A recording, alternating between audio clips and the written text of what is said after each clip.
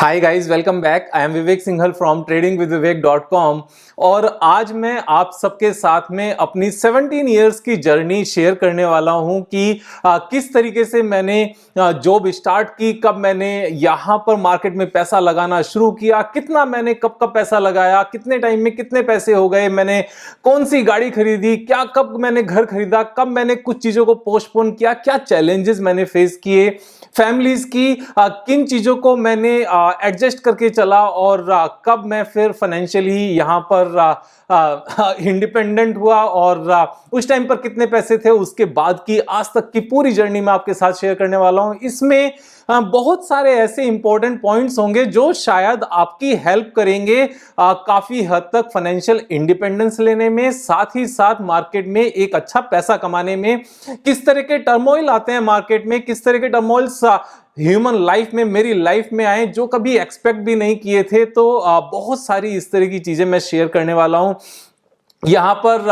अब जब स्टार्ट करते हैं तो स्टार्ट करने से पहले एक सबसे इंपॉर्टेंट पॉइंट, अगर सब्सक्राइब नहीं किया है चैनल को तो सब्सक्राइब कर लें, क्योंकि जब सब्सक्राइबर बेस बढ़ता है हमारी फैमिली बढ़ती है और तभी और भी वीडियोस बनाने का मन भी करता है। तो यहां पर ये एक इंपॉर्टेंट पॉइंट है। आगे चलते हैं तो यहां पर मेरी जर्नी स्टार्ट हुई once I completed my education. और जब मेरी एजुकेशन कंप्लीट होने के बाद में मेरी फर्स्ट जॉब लगी HCL में। HCL में 2004 में मेरी पहली जॉब लगी और तब मेरी सैलरी बहुत ज्यादा नहीं थी। स्टार्टिंग में जब मैंने जॉब स्टार्ट की थी मुझे सब कुछ कट के मंथ में 11,000 रुपीज मिलते थे और 11,000 रुपीज में मेरा जो क्वार्टरली इंसेंटिव था वो भी इंक्लूड था। तो एवरी मंथ 8,900 के आसपास मिलते थे और क्वार्टर एंड पर कुछ एक साथ इकट्ठे पैसे मिलते थे 12,000 के आसपास। तो 11,000 के आसपास का लेकिन मेरा एवरेज था।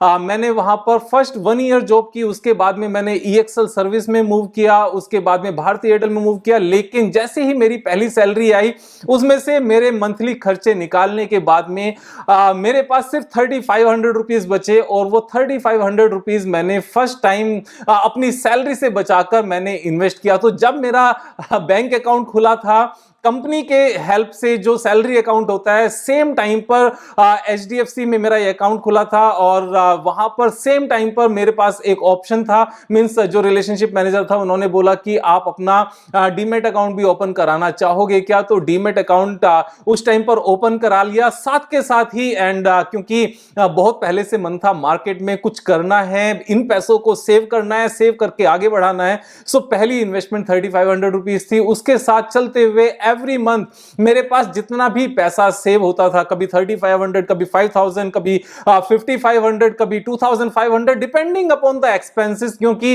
मैं मेरठ से बिलोंग करता हूं और नोएडा में रेंट पर एक छोटा सा रूम लेकर रहता था मैं। तो उसके बाद में अपने सारे खर्चे भी थे, खाना पीना भी था। तो यहां पर सारे खर्चे निकालने के बाद में, रूम के खर्चे निकालने के बाद में, कपड़ों के खर्चे निकालने के बाद में जो भी बचता था उसको इन्वेस्ट करता था। तो यहां पर एक जो मेन पॉइंट है कहने का मेरा ये है कि उस टाइम पर मेरे पास ऐसा कुछ बड़ी कैपिटल नहीं थी जब मैंने अपनी लाइफ को स्टार्ट किया था, अपनी इस जर्नी को स्टार्ट किया था। तो सेम टाइम पर अगर आपके माइंड में ये क्वेश्चन आता है कि विवेक भाई कितनी छोटी अमाउंट से हम स्टार्ट कर सकते हैं, तो स्टॉक मार्केट की सबसे अच्छी बात है कि हम यहां पर 500 रुपीज से भी स्टार्ट कर सकते हैं, 1,000 रुपीज से भी स्टार्ट कर सकते हैं। हम यहां पर किसी भी अमाउंट से स्टार्ट कर सकते हैं। अब क्योंकि ये मेरी पहली इन्वेस्टमेंट थी, मैंने एज सच कुछ सीखा तो था नहीं, मेरे पास अपना लैपटॉप भी नहीं था, बहुत ज्यादा बुक्स भी रीड नहीं की थी, लेकिन जितनी समझ थी उस समझ के हिसाब से एक ही बात समझदारी की नजर आती थी कि बड़ी कंपनीज के शेयर्स लेने हैं और क्योंकि बड़ी कंपनीज के शेयर्स हमें नीचे नहीं जाने देंगे, हमें ऊपर ही लेकर जाएंगे। तो ये मेरा एक सिर्फ छोटा सा क्राइटेरिया था अपने गेहूं के बिजनेस के बेस पर, जो पापा के साथ हम लोगों ने किया। पापा करते थे कि अच्छी कंपनी के शेयर्स लेने हैं और जब थोड़े से पिछले कुछ टाइम में गिर जाएं, सस्ते हो जाएं, तब लेने हैं। तो उस टाइम पर जो अच्छी कंपनीज के शेयर्स थे, सस्ते हुए, वो लेने शुरू किए। तो उसमें टाटा टेली महाराष्ट्र लिमिटेड भी था, उसमें उस टाइम पर अनिल अंबानी के शेयर्स भी थे, उसमें आरपीएल भी था, रिलायंस पेट्रोलियम लिमिटेड, जो रिलायंस इंडस्ट्रीज में बाद में मर्ज हो गया, और इस तरह के जो बड़े नाम थे वो लेते चले गए। भारतीय एयरटेल भी उस टाइम पर था, तो वहां से ये स्टार्टिंग हुई। उसके बाद में आई मूव टू ईएक्सएल सर्विस, वहां पर मैंने 6-7 मंथ्स काम किया, बहुत ज्यादा लंबा टाइम नहीं था। देन आई मूव टू भारतीय Airtel. Luckily just after 2 years मुझे भारतीय एयरटेल में जॉब लगी। भारतीय एयरटेल उस टाइम पर एक बहुत अच्छा पे मास्टर था, अच्छी सैलरी देते थे, तो मेरी सैलरी फर्स्ट 2 इयर्स में मंथली 11,000 से इंक्रीज होकर 33,000 पर मंथ पर पहुंच गई। तो ये एक मेरे लिए बिग जंप था, क्योंकि इन 2 इयर्स में मेरे खर्चे बिल्कुल भी नहीं बढ़े। मुझे एक चीज का पता था कि फर्स्ट कुछ इयर्स में अपने खर्चों को रोककर, अपनी हैबिट्स को कंट्रोल में करके अगर एक बार पैसा जोड़ लिया तो उसके बाद में सारी जिंदगी मजे करेंगे। ये लेसन मुझे कहां से मिला? ये लेसन मुझे मिला था जब मैं 8th क्लास में था। 8th क्लास में हमारे क्लास टीचर थे त्यागी सर। तो त्यागी सर का कहना एक ही था कि बच्चों या तो यहां से लेकर और पोस्ट ग्रेजुएशन तक जितना ज्यादा मेहनत कर सकते हो उतनी ज्यादा मेहनत कर लो, और उसके बाद में लाइफ टाइम मजे करना, या फिर 8th क्लास से लेकर ग्रेजुएशन पोस्ट ग्रेजुएशन तक का मजे कर लो और सारी जिंदगी मेहनत करना। तो सेम मैंने अप्लाई करने की कोशिश की कि फर्स्ट 8 इयर्स अच्छे से मेहनत कर लो, उसके बाद में सारी जिंदगी मजे करेंगे, या फिर पहले 8 इयर्स मजे कर लो, सारी जिंदगी हमें मेहनत करनी पड़ेगी। तो ये एक सेकंड लर्निंग थी। तो फर्स्ट लर्निंग क्या थी कि कैपिटल, आपके लिए जो फर्स्ट लर्निंग है कि कैपिटल शुरू में ज्यादा चाहिए, ऐसा कोई जरूरत नहीं होती, और बहुत अच्छी स्ट्रेटजीज के साथ शुरू करना होता है, ऐसा भी कुछ नहीं होता। अच्छी कंपनीज के शेयर्स को सस्ते प्राइस पर लो, जो रिलेटिव टर्म्स में पिछले कुछ टाइम में थोड़ा सा गिरे हो, जैसे हिंदुस्तान यूनिलीवर अगर हम देखें एक अच्छी कंपनी है, पिछले कुछ टाइम में नीचे आई है तो यहां पर ले लो। इस तरह का सिंपल तरीके से मैंने स्टार्ट किया था। सेकंड लर्निंग ये थी कि अपने खर्चे नहीं बढ़ाने हैं, तो जितने खर्चे मेरे 2004 में थे उतने ही खर्चे मेरे 2006 में थे, लेकिन उस टाइम पर मैं भारतीय एयरटेल में काम कर रहा था और मेरी सैलरी एक अच्छी खासी सैलरी थी। मेरे हिसाब से, उस टाइम के हिसाब से मेरे पास आफ्टर ऑल एक्सपेंसेस 25,000 के आसपास मेरे पास बचते थे। I was investing, just investing every month consistently. लेकिन उस बीच में अब यहां पर बहुत बार क्या होता था कि 25,000 इन्वेस्ट नहीं कर पाए, जितने सैलरी से बचे थोड़े से कम कर पाए, कई बार बिल्कुल भी नहीं कर पाए, क्योंकि इस बीच में वी आर 4 ब्रदर सिस्टर्स, तो मुझे सपोर्ट करना था। दीदी की शादी में जो मुझसे बड़ी थी उसकी शादी थी, और मुझे सपोर्ट करना था जो मेरे छोटे 2 भाई बहन हैं, एक छोटा भाई है, एक छोटी सिस्टर है, उनकी एजुकेशन में, उनकी एमबीएज में। तो जितना भी सपोर्ट हुआ, तो ऐसा नहीं है कि इस बीच में मैंने फैमिली मेंबर्स को सपोर्ट नहीं किया, फैमिली मेंबर्स को भी इस बीच में सपोर्ट किया, लेकिन खर्चे नहीं बढ़ाए। तो यहां पर खर्चे नहीं बढ़ाने से मेरा मतलब है कि जब 2 इयर्स की जॉब के बाद मैंने फर्स्ट टाइम बाइक खरीदी थी होंडा यूनिकॉर्न, और 2006 में मैंने परचेज की, जब मैं उसकी एक छोटी सी ईएमआई दे पा रहा था। तो यहां पर दैट टाइम मैंने एक लोन लिया था ईएमआई देने के लिए, और वहां पर खर्चे बहुत ज्यादा नहीं बढ़े। मैं पीजी में रहता था, शेयरिंग पीजी में रहता था, जिसमें एक रूम में हम 2 लोग रहते थे। एक मेरा फ्रेंड था निशांत गर्ग, मैं उसके साथ रहता था। अभी वो दूसरी किसी कंपनी में है, मींस अनफॉर्चुनेटली उसके साथ टच में मैं नहीं हूं। उसके बाद में लगातार फिर मैंने उसके बाद में कंप्यूटर परचेज किया, लैपटॉप परचेज करने के बाद में अपनी स्टडी को फिर बहुत ज्यादा बढ़ा लिया। मैं एयरटेल में था, मुझे फ्री में कनेक्शन मिला ब्रॉडबैंड का, उस टाइम पर फ्री में इंटरनेट कनेक्शन था, फ्री में मोबाइल कनेक्शन था, तो ये मेरे खर्चे थोड़े से बच रहे थे। Then I started my reading journey, study को मैंने स्टार्ट किया उस टाइम पर 2006 से।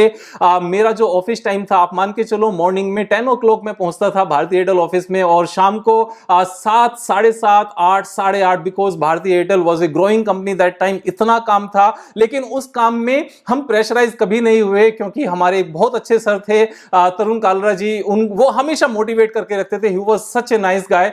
तो वो एक ही चीज कहते थे, बच्चे मेहनत कर लो, मेहनत करोगे तो कुछ बन जाओगे और पॉलिश हो जाओगे। तो वहां बहुत ज्यादा पॉलिश भी हुए, प्रेशर में काम करके डिलीवर कैसे करना होता है वो चीजें सीखी। उसके बाद में 7:30, 8 बजे ऑफिस से निकलना, 15 मिनट्स में मैं अपने रूम पर पहुंच जाता था, वहां जाकर अपनी स्टडी करना शुरू करना। घर पहुंच के मुझे टिफिन तैयार मिलता था। मैंने पास में एक लेडी रहती थी, उनसे टिफिन सर्विस ली हुई थी, उनका लड़का आके टिफिन रख जाता था। मैं टिफिन खाने के बाद में फिर अपनी स्टडी शुरू करता था चीजों को। तब moneycontrol.com पर सारी चीजें मिलती थी, बहुत ज्यादा इंफॉर्मेशन अवेलेबल नहीं थी, screener.in जैसी चीजें नहीं थी, tradingview.com जैसी चीजें नहीं थी, मनी कंट्रोल पर जितनी चीजें मिल पाती थी। लेकिन उस टाइम पर क्योंकि मनी कंट्रोल एक सबसे बड़ी वेबसाइट थी इन सब चीजों को लेकर, तो जितने भी बड़े फंड मैनेजर्स थे, उनके जितने इंटरव्यूज होते थे वो सारे के सारे वहीं पर आते थे। तब रात को पढ़ने बैठता था और सुबह को 3, 3:30, 4, 4:30 समटाइम्स जब दिन निकलता था तब मैं सोता था 3-4 घंटे,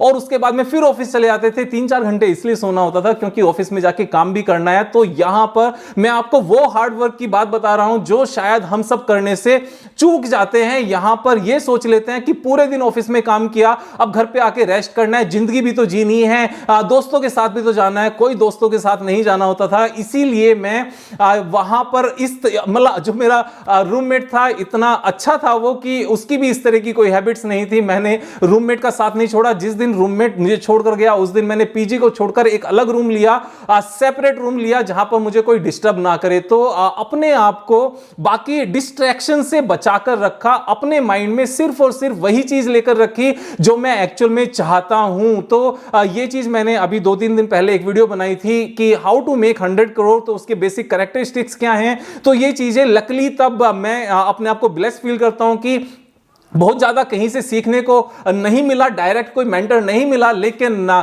ईश्वर ने वो सारी समझ अपने आप से देते चले गए जो चीजें जरूरत थी।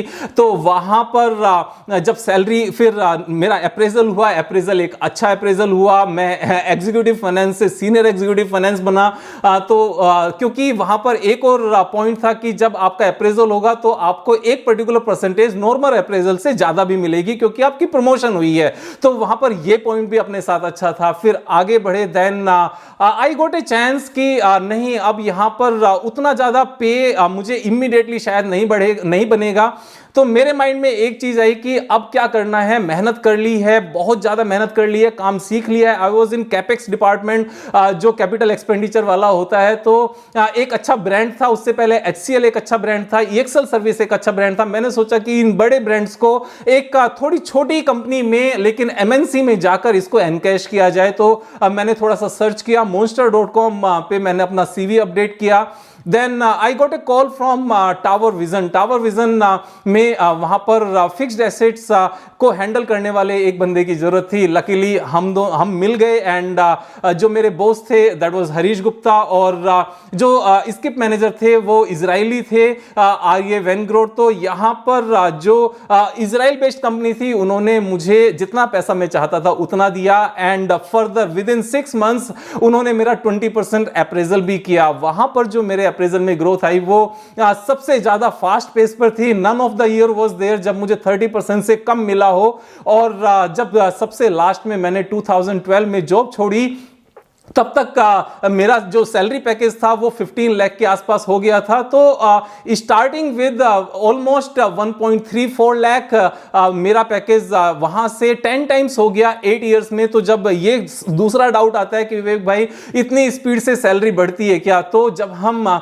दिन रात अच्छे से मेहनत करते हैं तो वो बॉस को नजर आता है, और जब आप अपने काम पर अच्छा कंट्रोल रखते हैं तो बॉस के पास आपके पास से उस काम को लेने का चॉइस नहीं होता, वो काम आप ही के पास रहने देते हैं। बल्कि अगर कोई दूसरा एम्प्लॉय छोड़कर जाए तो आप ही से पूछा जाता है कि आप अपने आप से इसको कर पाओगे क्या, या किसी एक और एम्प्लॉय की टीम मेंबर की हेल्प से कर पाओगे क्या। तो ये सारी वो चीजें हैं। मैं ये बता रहा हूं आपको कि यहां जो थर्ड इंपॉर्टेंट पॉइंट है लर्निंग का वो ये है, ऑफिस में मेहनत करने से नहीं डरना चाहिए। ऑफिस में जितनी ज्यादा हम मेहनत करेंगे हम अपना ही अच्छा कर रहे हैं, क्योंकि एक तो सैलरी अच्छी मिलनी शुरू होती है, एक हमें मेहनत करने की हैबिट शुरू होती है, तीसरा हमारी लर्निंग इंक्रीज होती है, फोर्थ हमें अंडर प्रेशर मींस जब हमें ज्यादा डिलीवर करना होता है कम टाइम में वो डिलीवर करने का स्किल्स डेवलप होते हैं। हम न्यू चीजों को अच्छे से और अच्छे से करना शुरू कर देते हैं। हम जैसे मैं अपनी बात बताता हूं कि मेरे काम में माइक्रोसॉफ्ट एक्सेल का ज्यादा रोल था, तो मैं जितना ज्यादा काम मेरे ऊपर आता था कम टाइम में डिलीवर करने के लिए,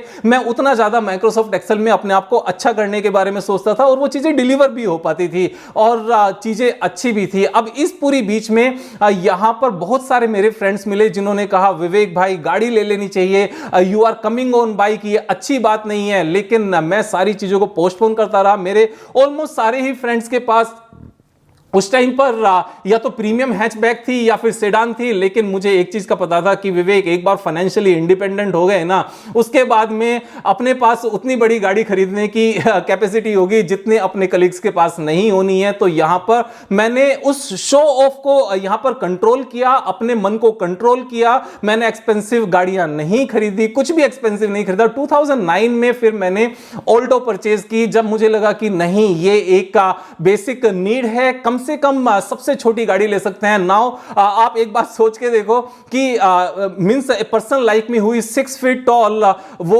ऑल्टो में कैसे एडजस्ट होता होगा। तो कैसे ना कैसे एडजस्ट हो गए। मैंने 2 साल वो गाड़ी चलाई। 2 साल चलाने के बाद में फैमिली थोड़ी सी, उस बीच में मेरी शादी भी हुई, मेरी एक बेटी थी। मुझे लगा कि now this is not a safe car, तो थोड़ा सा बड़ा लेना चाहिए। तो थोड़े से बड़े में उस टाइम पर मैं सब कुछ अच्छा कर रहा था, लेकिन तब तक भी मैं जॉब में था। आई बोट स्कोडा फैबिया, और किस टाइम पर, जब उसमें सेल लगी हुई थी। स्कोडा फैबिया एक टाइम पर मुझे सिर्फ 4.5 लाख की मिली थी, और उसी टाइम पर जो बाकी हैचबैक कार्स थी उससे कम सेफ्टी वाली वो शायद 6.5 लाख में मिलती थी। तो 4.5 लाख रुपए की मैंने वो गाड़ी परचेज की, जस्ट टू मेक श्योर कि मेरी जो कैपिटल है वो खत्म नहीं होनी चाहिए। और इस बीच में लर्निंग मेरी लगातार थी। मेरी इस पूरी लर्निंग में, पूरी जर्नी में जितना ज्यादा मेरा साथ मेरी वाइफ ने दिया है, शायद किसी की वाइफ देती होगी। मैं ये नहीं कह रहा हूं कि आपकी वाइफ नहीं देती होगी, लेकिन मेरी वाइफ ने बहुत साथ दिया।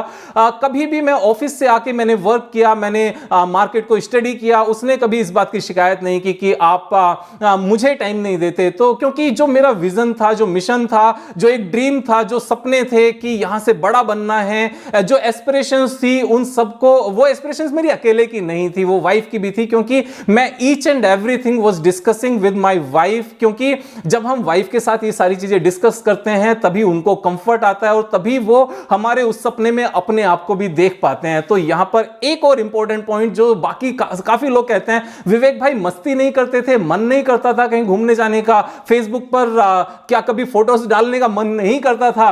तो उस टाइम पर मैं आपको एक चीज बता दूं, starting from 2004 until 2014, I am saying till 2014, यानी कि 10 इयर्स में मैं सिर्फ और सिर्फ 1-2 बार माता वैष्णो देवी के दर्शन करने गया, या फिर 3-4 बार जो कंपनी की ट्रिप्स होती हैं, जो ऑफिशियल ट्रिप्स होती हैं, जो मैंडेटरी होती हैं, सिर्फ वो की मैंने अपने पर्सनल एक्सपेंस पर 10 साल में, starting from 2004 when I got my first salary, तब से लेकर 2014 तक मैंने एक भी अपनी एंटरटेनमेंट या पिकनिक वाली ट्रिप नहीं की, और फैमिली ने भी नहीं की, किसी ने भी नहीं की। So that was the 10 years time जब सिर्फ और सिर्फ पैसे को कंजर्वेटिव तरीके से, बेसिक नीड्स को मेंटेन करते हुए यहां पर स्पेंड किया गया। लेकिन 2012 में जब लगातार सब कुछ अच्छा चल रहा था, 2012 में मैंने, अक्टूबर 2012 में मैंने जॉब छोड़ दी, क्योंकि उस टाइम पर मेरा जो पूरा इक्विटी का पोर्टफोलियो था वो 75-80 लाख के आसपास था।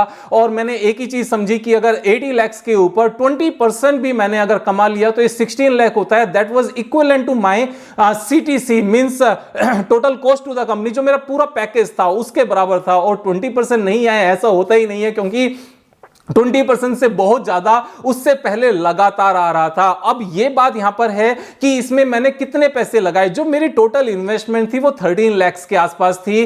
2004 से लेकर 2012 तक सिर्फ 13 लाख मेरी सैलरी से सेव होकर मैं लगा पाया था, लेकिन ये 13 लाख 80 लाख के आसपास हो गए थे। So it was a good accumulation of money. अब इसमें जो सबसे इंपॉर्टेंट रोल प्ले किया यहां पर, ये 80 लाख 13 लाख के बन कैसे पाए, वो किया 2-3 चीजों नहीं। सबसे पहले मैंने फ्यूचर एंड ऑप्शन को हाथ नहीं लगाया। अगर फ्यूचर एंड ऑप्शन कभी किया होता तो ये इतना पैसा जो मेरे पास उस टाइम पर इकट्ठा हो गया था, ये एक सपने में भी बहुत दूर वाली बात रहती, सिर्फ ख्वाबों में खोए रहते कि कभी मैं फ्यूचर एंड ऑप्शन में इतना अच्छा करने लगूंगा और इतने सारे पैसे बन जाएंगे, मैं 100 करोड़ कमा लूंगा उस अर्ली एज में। तो वैसा मैंने नहीं किया, क्योंकि अगर शायद वो किया होता तो इतना सब कुछ भी नहीं हुआ होता। सेकंड इंपॉर्टेंट चीज, जब भी मार्केट गिरी इस पूरे पीरियड में जितनी भी मार्केट गिरी उस पूरे पीरियड में मैंने एक बार भी घबराहट के दौरान अपना एक भी शेयर स्टॉप लॉस लगाकर नहीं बेचा। बिकॉज एक चीज बड़ी सिंपल थी जो पापा से सीखी थी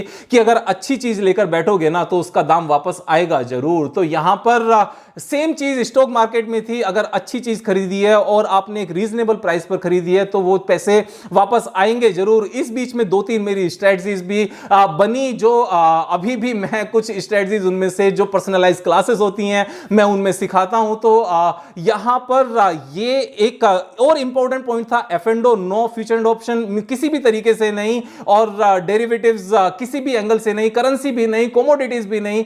अब ये जो आराम से बोरिंग तरीके से सीखते हुए 2004 से स्टार्ट करते हुए 2012 तक लगातार जो छोटे छोटे पैसे लगे हैं ना, और इस बीच में जितनी भी गिरावट आई है उन सबको झेलते हुए जो आगे बढ़े हैं, तभी ये पैसे इकट्ठे हो पाए और अपने खर्चों को कंट्रोल में रखा। यहां पर कोई पिकनिक नहीं की, कोई पार्टी नहीं की, कोई दोस्तों के साथ पैसा खर्च नहीं किया।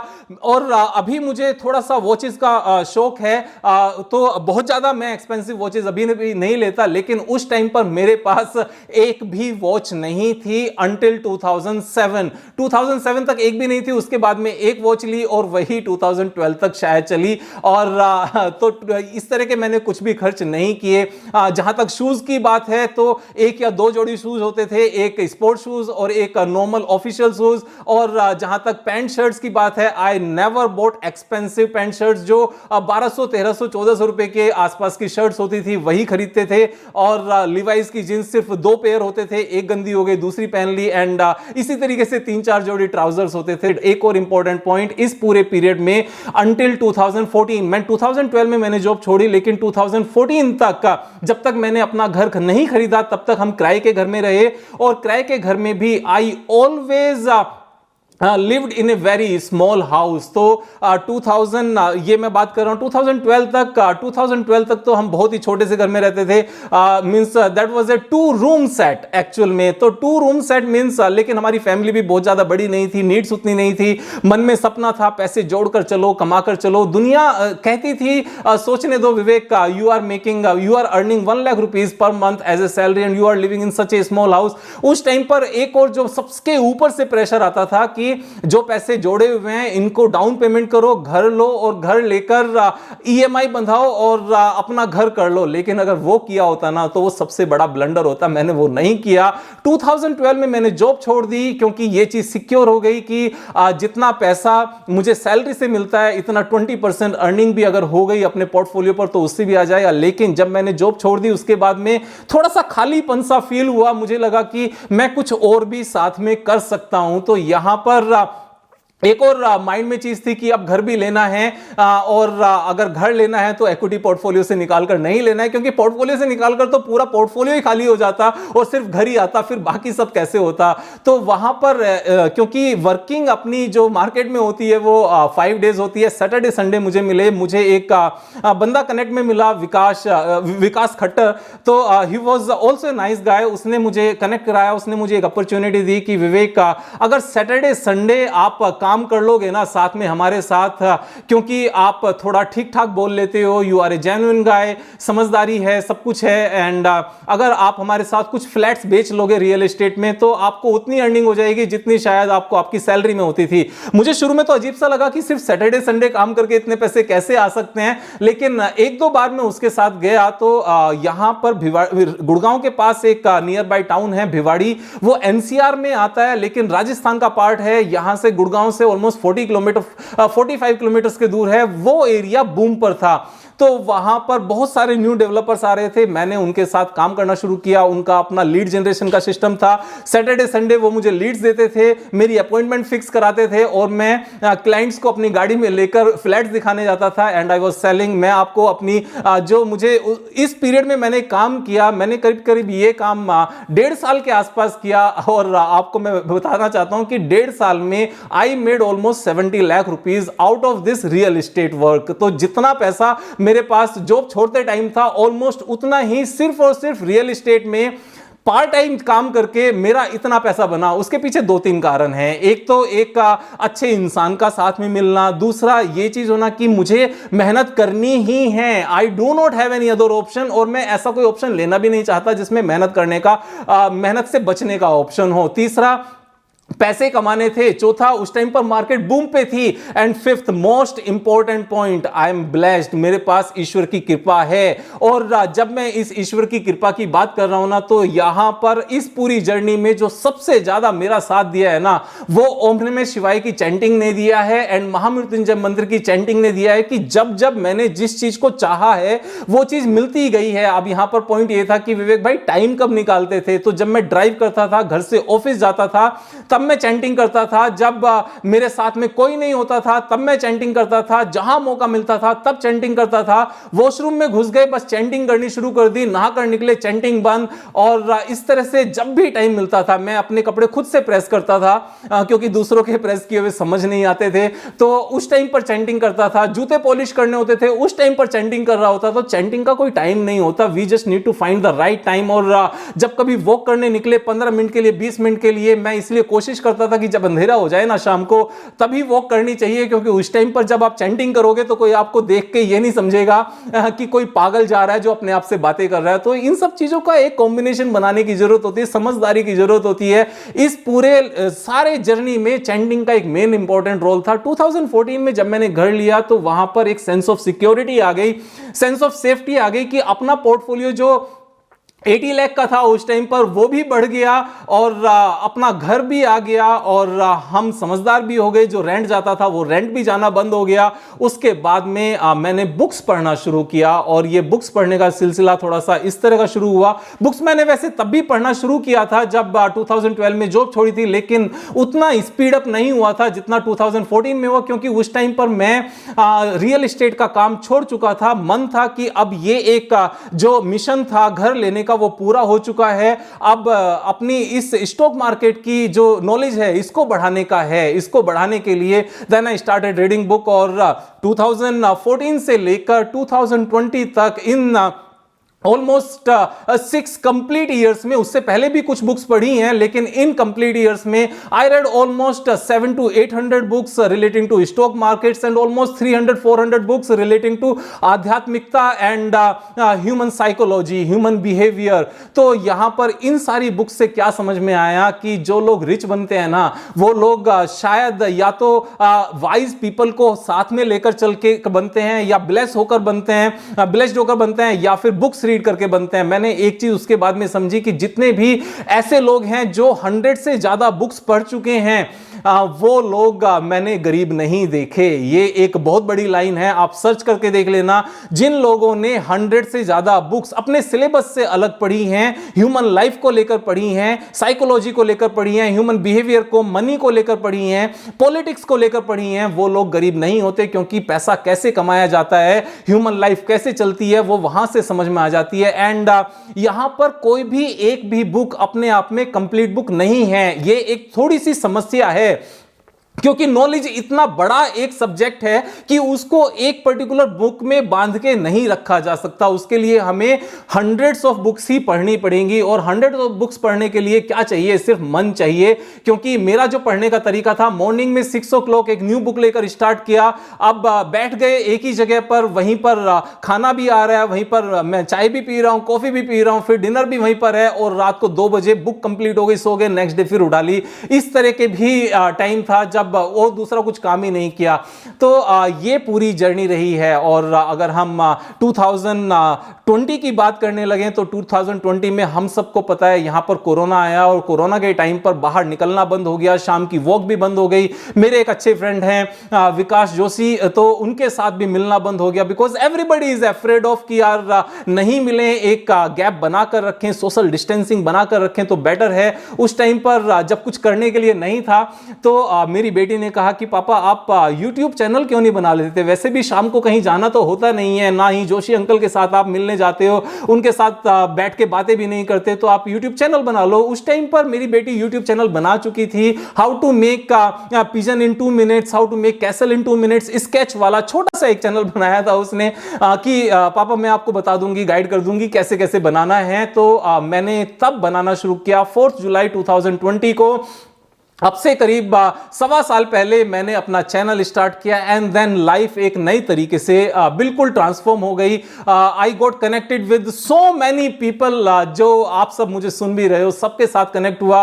उसके बाद में यहां से एक न्यू लर्निंग शुरू हुई, क्योंकि जब मैंने अपनी लर्निंग को वीडियोस के रूप में फ्रेम करना शुरू किया तो मेरा भी रिवीजन सारा का सारा बहुत अच्छे से हो गया, स्ट्रेटजीज और अच्छे से डिफाइन हो गई। Then a lot of people started getting connected with me कि विवेक भाई सीखना कैसे है, आप कुछ सर्विस देते हो क्या, तो उनसे बातें करनी शुरू हुई। Then I started my classes. उसके बाद में क्लासेस लोगों ने पसंद की, मैंने भी अपनी जितनी भी नॉलेज थी उसमें से बिना किसी भी तरह की कोई भी अपने पास चीजों को रखे, जितनी भी नॉलेज थी सबको एक नंबर ऑफ क्लासेस में एक कवर करके एक पूरा पैकेज बनाकर सबको डिलीवर करना शुरू किया and everybody is happy, all students are happy. तो ये पूरी जर्नी है। अब आगे क्या, आगे का रास्ता बड़ा क्लीन है, बड़ा सिंपल है। चैंटिंग करते जाओ, अच्छे इंसान बने रहो, अपनी जिम्मेदारियों को पूरा करो, आगे बढ़ते जाओ। आप भी इन सब चीजों को फॉलो कर सकते हैं। डेली बेसिस पर 7 o'clock एक नई वीडियो आती है, आप उनको देखते रहिए। अपनी लाइफ को बेटर करने के लिए, आपकी लाइफ को बेटर करने के लिए जो भी मुझसे बन पड़ेगा मैं सब चीजें आपको बताऊंगा, अपनी सारी चीजें शेयर करूंगा। Thank you so much, have a nice day, अपना ख्याल रखिए।